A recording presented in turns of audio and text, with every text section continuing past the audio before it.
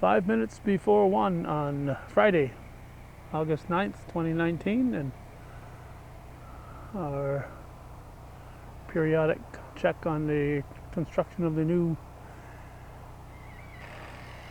community room here at St. Mary's. A lot of roof has gone up at this point for this week. Looks like they're about to tie it into the existing roof. They've built it out here, the entry, outside entry.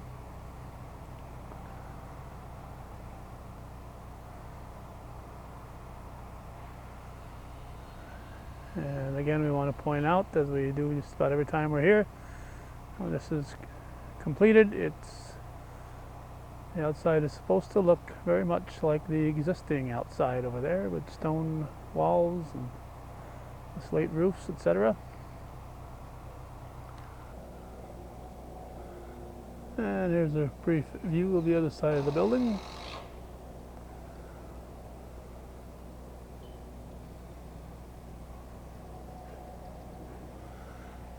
August 9th, 2019. St. Mary's Parish Community Room construction.